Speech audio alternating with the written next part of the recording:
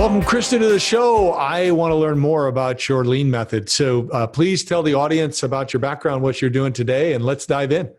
Yeah, thanks so much for having me on. I'm excited to be here. And so I'm Crista Grasso. I'm a lean business consultant, and I really help people achieve more by doing less, by gaining that clarity in their business on which things actually matter so they know what to say yes to, and which things don't matter so they know which things to say no to. That is my signature lean out method, and it's something I've been doing in various forms for a little over 20 years now. Wow. So do you have like a knock across the forehead story for us to kind of kick it off? Because that's a challenge for everybody.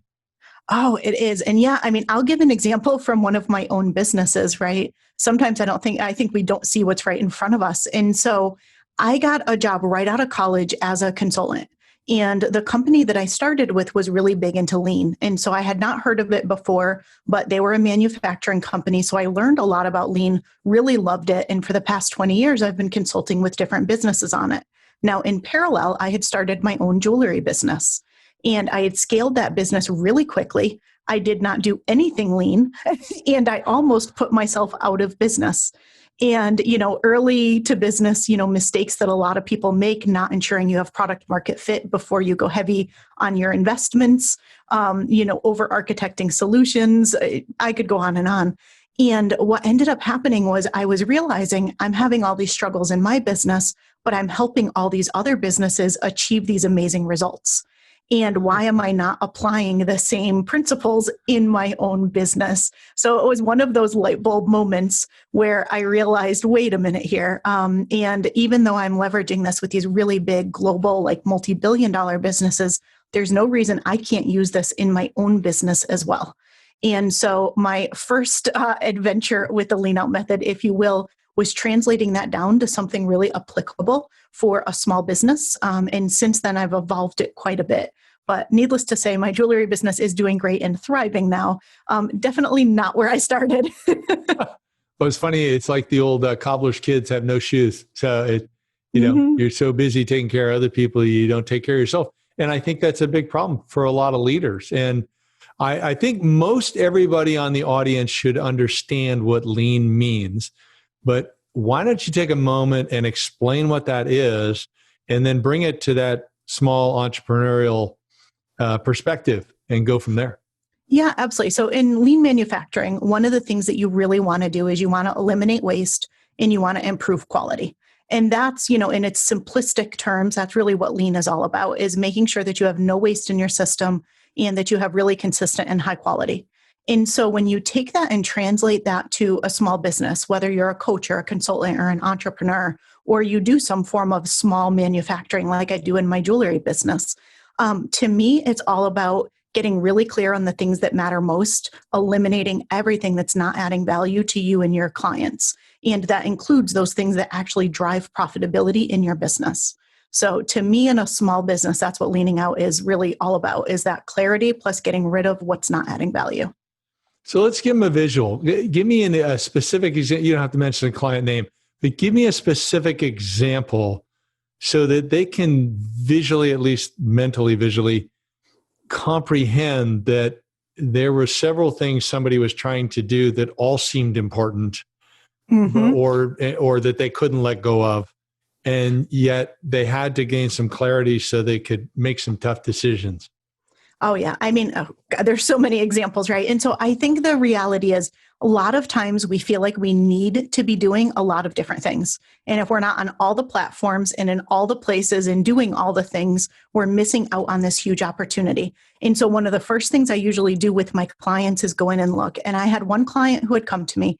She was just on the verge of burnout. She was like almost in tears, kind of had fallen out of love in her business because she was just working so hard. And she came and she's like, I don't understand. I feel like I'm doing all the right things, but I'm not seeing the results. And I'm just so exhausted all the time. I don't even know why I'm doing this anymore. And so we looked really closely, and she was spreading herself like peanut butter across a whole lot of things and not doing any one of them really, really well. And so she was showing up on every social media platform, every single one, and creating original content for every platform instead of repurposing. She had her own podcast. She was a guest on podcasts. She produced blog posts. She sent a newsletter. She did all the things. And if you think about checking the boxes, she was checking them, but she wasn't actually getting results. And so we just looked really closely at that. And I said, where are your actual customers? And she was like, well, most of them, I get the best engagement and results in Facebook and in LinkedIn.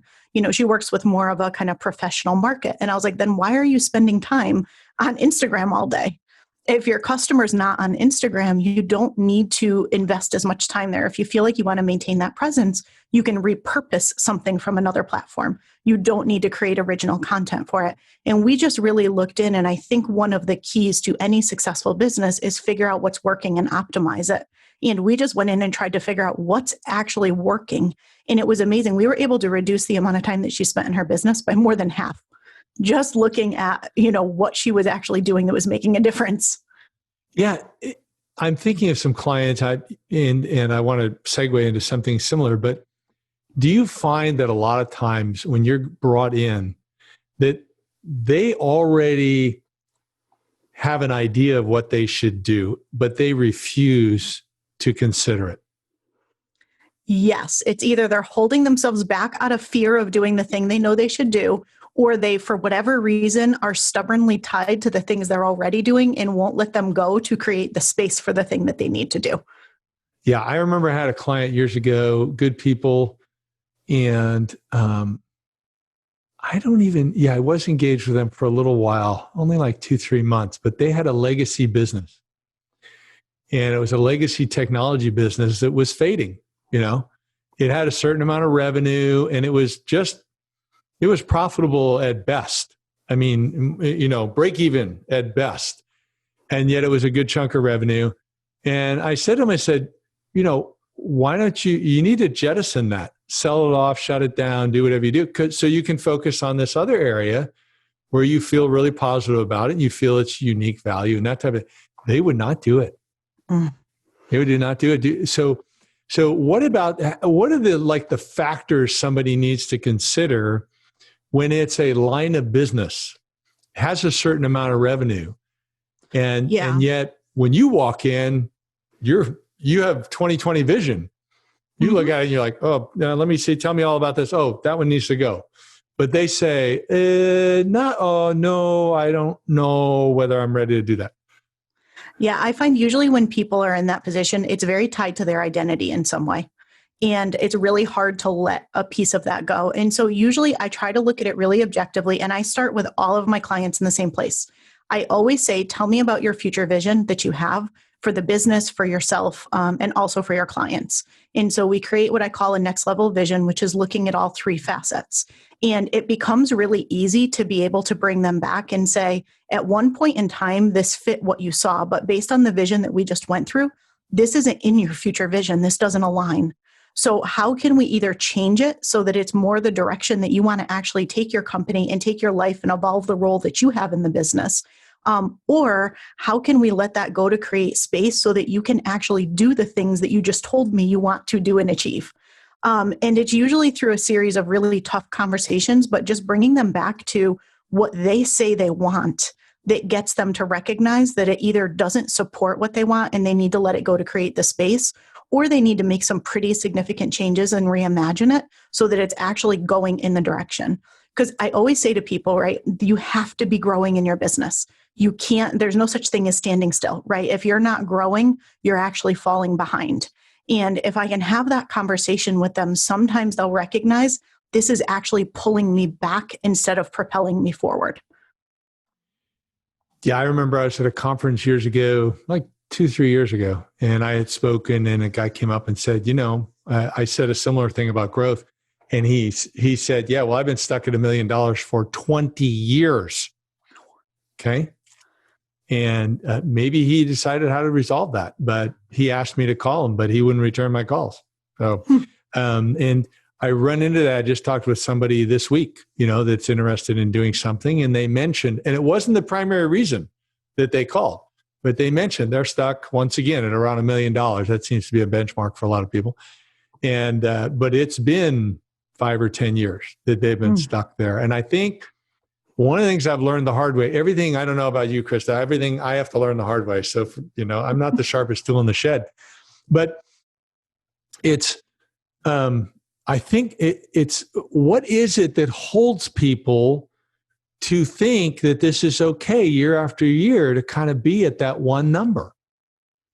Yeah, it's such a fascinating question because if you think about it, right, $1 million 10 years ago versus $1 million today, really big difference in what that means, right? $1 million kind of loses its value year over year because your expenses keep going up typically.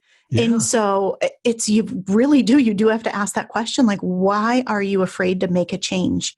And I think sometimes people are afraid to let go of something that was once working for fear that whatever it is that they're going to do next is not going to work and they're going to lose the business. Sometimes it's more mindset things where people are holding themselves back and sometimes they don't even realize it.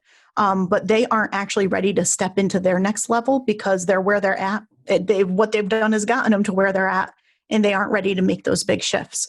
But I think in all cases, if you are stuck somewhere and you are seeing the same results year over year, it's time to shake things up. You can't keep doing what you were doing before.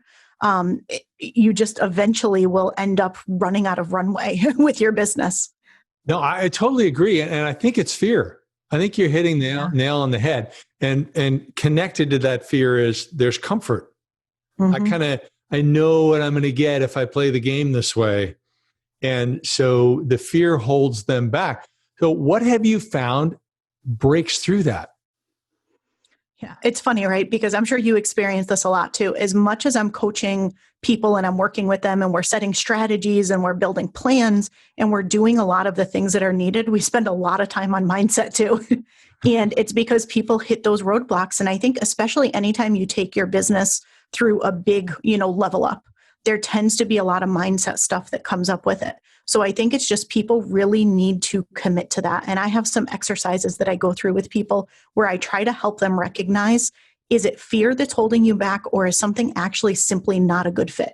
Like, where is your resistance coming from? Is it truly not in alignment with what is right for your business or right for you or right for your customer? Or is it something where you are holding yourself back? And then we look at how you can kind of flip the script. And, instead of saying, oh, well, this will never work because, try to get into that mindset of possibility to say, how could I make this work? What experiment could I run to see if I can get any traction here? And so it's more of that flip of thinking a lot of times once you recognize that it really is something that's fear-based as opposed to something that's not a good fit. Yeah, it seems like that's a toughie for people to realize it's based on fear. Do you have a good story where someone had finally got the message there and realized that fear was the thing that was holding them back? Oh gosh, yes. Again, many, many, many stories. But one of my current clients, she's very successful. She ran probably a 9-figure company or so.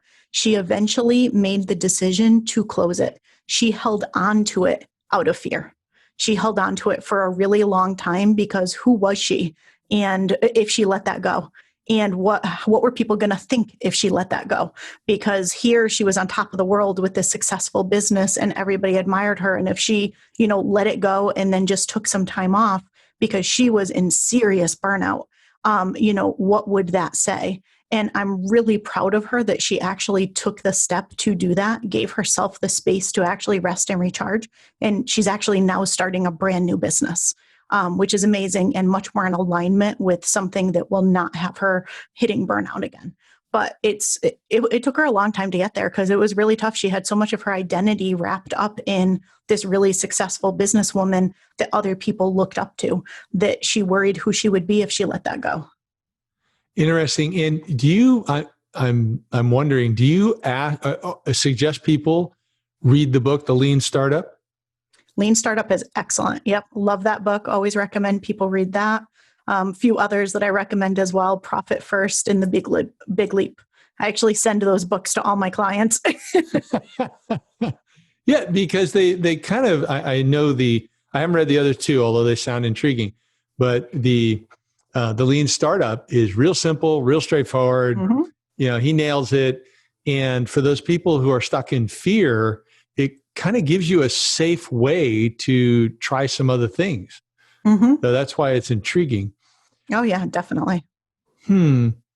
Well, I'm wondering, so what are the things when you're talking about that people need to grow? So we're entering 2021 and everybody's hopeful it'll be not a repeat of 2020.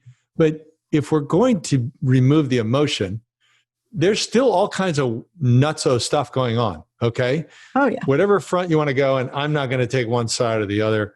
Okay, but let's just be realistic. Whether you look at government spending and monetary policy, whether you look at politics in general, whether you look at healthcare and COVID, and whether vaccines are going to be mandated or not mandated, and a variety of other things that then affect the economy. 2021 is kind of an unknown. We hope it keeps floating along. What are you recommending that people do from a lean perspective, your lean method, in moving ahead? And can you give us a pretty specific example of maybe one of your clients about how what they're doing, applying what you teach so that they can have the greatest potential for growth next year without unnecessary risk? Yeah, absolutely. And so I think it's really important that you're diversifying your revenue streams when there's this much kind of unrest and you're not quite sure what's coming.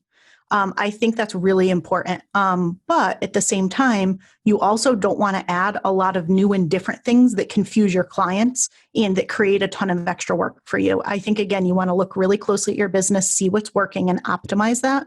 And then look at how can I do spin-off revenue streams that really kind of de-risk my business, maybe expose me to new markets and do that in a really smart way. And so one of my clients owns a physical in-person spa. And she was affected quite a bit by COVID, as you could imagine, because her spa, she couldn't have clients. She currently can, and she's hoping that she will be able to. But she had wanted for a long time to be able to offer services online. So as you can imagine, that was a really big focus immediately was what do people come to you for? They want to feel better. They want to feel less stressed. They want to be more relaxed. Those are all things you can deliver virtually. They may not be able to come in and float in a float tank or have a massage or do one of those things, but you can still give them that same result that they're looking for. So we spent a lot of time and brainstormed and look at what specifically could she do and what could she offer for both her existing clients, but also to bring in new clients, because now she's not limited by physical geographic location. She could reach anybody. And so she actually ended up, while her spa was closed, having her best quarter of revenue ever. And so it ended up being really good by looking at and just thinking outside the box. And now that she's able to be reopened, she has that on top of it. And so if we end up in a shutdown again and she can't have people come into the spa, she's got that other revenue stream to rely on. And so I think that's where people, it's sometimes I'm really always pretty positive, but sometimes it's good to imagine worst case scenario in your business from a risk perspective and say, if this revenue stream went away completely for me, what else could I do? And if you can kind of think through and imagine that, and again, don't do something completely new, completely different that's going to take a ton of time, money, energy. Try to look at something that's working and pivot it and say, you know, if I take this thing I do in person and move it online, or this program and shift it and offer it to this new market, that usually will give you a good way to diversify and de-risk your business. Can you drill down on that a little bit? Because, you know, I could use a massage and I haven't done one in a long time. So you're telling me I can get just the same type of relaxation from something online. I can't picture that. So those types of services that she was able to add that gave a similar experience in some way. Yeah. So meditation was a big one, right? So how you can do things yourself with meditation. Scents was another one, like the sense of scents. And in her spa is actually a salt spa. So she sold products to go along with some of the virtual experiences where people could have those salts in their home. She did these different like bath bombs that people could do. And she basically gave people a recipe of things that they could do for rest and relaxation that included a bath with her products. So she was upselling on top of the virtual product that she was selling. And it ended up working really, really well. So she just looked at how can people achieve this level of relaxation and de-stressing at home. And so, I think that was her most successful one, was when she had done the virtual with, on top of that, having like the bath salts and the different scents and products that went with it. And I apologize, but I'm still going to drill down. So you Yeah. come out and you decide, okay, I have these existing products. I'm going to try this online, maybe add a few. But Mm-hmm. what does she do differently in the marketing online? Because if I'm understanding you correctly, she might have gone out to her existing clients, but she probably went far beyond that. And how did she test that in a cost-effective way? You're not here as a marketing consultant, but Mm-hmm. I'm curious what you know that she did, because that may be a question some people in the audience have too. Yeah, she tried a lot of different things. And honestly, the thing that worked best was referrals.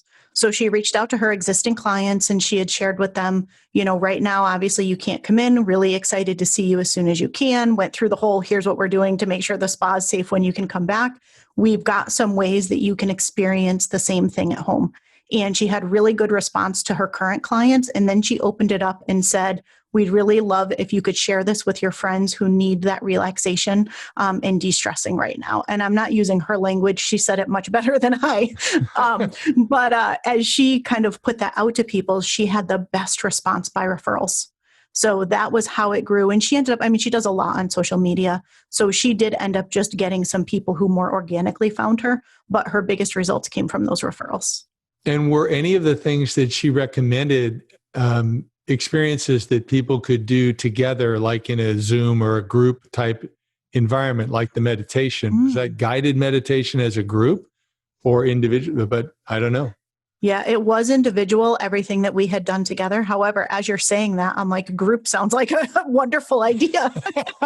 Well, you just think, my fiance recently went back to yoga when it opened up. She's 95-degree yoga, whatever it is. And she loves it, Mm-hmm. and there are people who are more concerned about, COVID. And so they're accessing the same class online. So Mm-hmm. they've got some people doing it virtual and some people in the class. She likes in the class. And the group piece is a lot of what's missing, because this whole COVID thing has isolated people and, a lot of building on fears and type of thing. And so I really like that your client is breaking through that and helping people through the stress. So back to the growth piece. Yeah. So if I want to scale next year, I want to grow. What are the steps that I have to do to prepare myself here this month, December, and maybe into January spilling over? So I'm going to make 2021 my best year ever. And then how am I going to follow through on that to make certain I'm on track? Yeah, absolutely. So I'm a really big fan of lean strategic planning. I think that is the key to really making sure that you're aligned, doing the right things that are actually going to make a difference in your business and keeping you on track, to your point there. So the first thing I would say is get really clear on that vision, not just long-term, but specifically for 2021.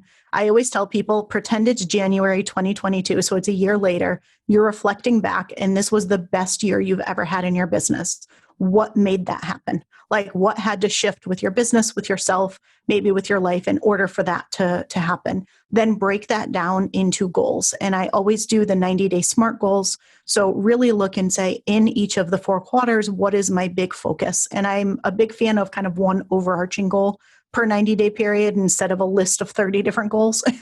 And then from there, really just start to break that down very strategically in what are the really big things that I need to do from a project or a marketing campaign perspective that's going to help me deliver and hit those goals. And what do I need to do to hit my sales and growth targets for the business? So I think you need to start with that clarity on what success looks like for the year. What does growth actually look like for your business in 2021? And then you need to start with that end in mind and work backwards and actually build out your plan. And I think every 90 days you want to do your lean strategic planning, where you're getting really clear on what's most important for that 90-day period. And then to keep yourself focused and on track, I recommend what I call the 15x1 model, which is if you have a really solid lean strategic plan for the 90 days, you should be able to plan your days in 15 minutes a day, in your week in an hour a week. It should not take you a lot of time to dynamically adjust your plan and determine what your priorities are on that daily, weekly basis if you've taken the time to create that good, solid 90-day plan. Okay, you bring up a major pitfall of many people. They don't spend the 15 minutes to organize themselves each day, and they don't spend an hour a week to organize themselves each week. So they let their calendar drive them. They have a to-do list or a few priorities, but they're not really slowing it down and pausing and doing that plan. I call it sanctuary time. So it's sanctuary, like the Hunchback of Notre Dame. But you are separated from everybody. There's no interruptions. The phone's off. The email's off. And you're really having some hard discussion with yourself about where you are, where you want to be. Are you also finding that to achieve these plans, that a lot of times the leader is defining these key 90-day objectives and then following through on them with at least one other person, if not a small leadership team? So there's accountability, and hopefully people that have enough courage to call each other out in a respectful, empathetic way, but firm. Hey, we're not hitting this. What are we going to do about it?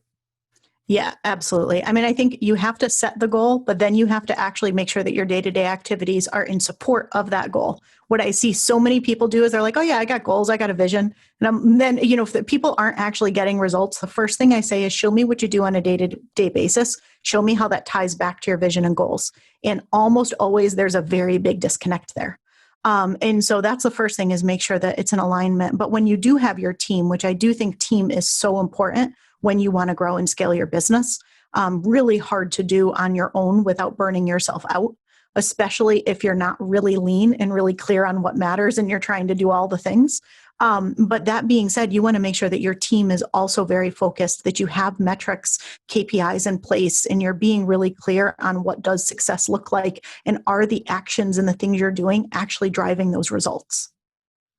Fantastic. So I know we got people in the audience now are thinking, oh, this is pretty good. So I'm going to cut it off now. And I'm going to say, Crista, how do they learn more about you, get a hold of you if they want to learn more about your lean out method and really make 2021 the best year they've ever had?